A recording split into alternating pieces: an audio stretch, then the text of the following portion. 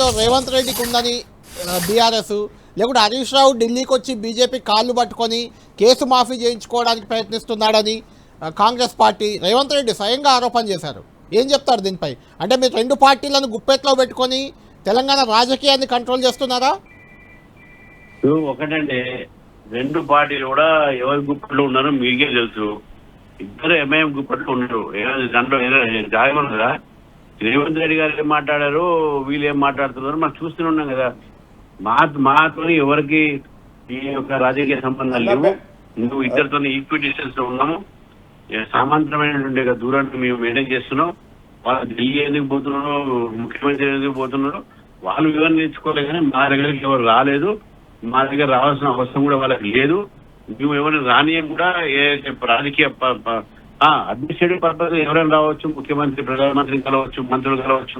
దానికి అది సిస్టమ్, డెమోక్రసీలో ఫెడరల్ సిస్టమ్ లో కలుస్తారు. Different matter.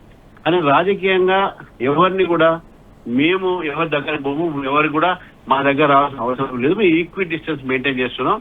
వాళ్ళు ఎందుకు పోయారు వాళ్ళు వివరణ పబ్లిక్ ఇచ్చుకోవాలి. కానీ మమ్మల్ని ఈ యొక్క కాంట్రవర్సీలో లాగటం అనేది ఇది పద్ధతి కాదు. వాళ్ళ మధ్యన ఉన్నటువంటివన్నీ కూడా ప్రజలందరూ చూస్తున్నారు. రెండు పార్టీలు పరిస్థితి చూస్తా ఉన్నారు, మా పార్టీ స్టాండ్ కూడా చూస్తా ఉన్నారు. కాబట్టి వీళ్ళ ఢిల్లీ ప్రయాణం ఎవరు పోయినా ఎక్కడ పోయినా అది వాళ్ళ వ్యక్తిగతమైనటువంటి ఒక విషయాలు. మా పార్టీకి ఎటువంటి సంబంధం ఉండదు, లేదు. ఇద్దరితో దూరంగా ఉన్నా అని చెప్పి తెలియజేస్తున్నాను. రామచంద్రరావు గారు, ఇంకొక క్వశ్చన్. మీరు అడ్వకేట్ కూడా కాబట్టి నిజంగా ఢిల్లీకి పోయి బీజేపీని మేనేజ్ చేసుకుంటే కాళేశ్వరం సిబిఐ కేసు పక్కకోవడం కానీ, లేకుంటే ఓటుకున్నోటు కేసు డ్రాప్ అవడం కానీ నిజంగా జరుగుతుందా, సాధ్యమవుతుందా? ఒక అడ్వకేట్గా చెప్పండి. మనకు న్యాయ వ్యవస్థ మీద నమ్మకం ఉంటే ఇటువంటి జరగవు. ఒకటి కోర్టులో ఉన్నది, హైకోర్టులో, ఇక్కడ సుప్రీంకోర్టులో ఒకటి ఉన్నది. ఏది ఉన్నప్పుడు కూడా న్యాయస్థానమైనటువంటి ఒక న్యాయస్థానం నిర్ణయిస్తాయి. దర్యాప్తు ఏజెన్సీలు కూడా వాళ్ళ మీద మన నమ్మకం ఉండాలి. ఏ దర్యాప్తు ఏజెన్సీ కూడా మా చేతిలో ఉండదు, దానికి సపరేట్ గా ఇండిపెండెంట్ ఆర్గనైజేషన్స్. కాబట్టి వాళ్ళు ఏ నిర్ణయం తీసుకున్నా కూడా దేశంలో న్యాయ వ్యవస్థ మీద అందరికి నమ్మకం ఉన్నదని నేను భావిస్తున్నాను.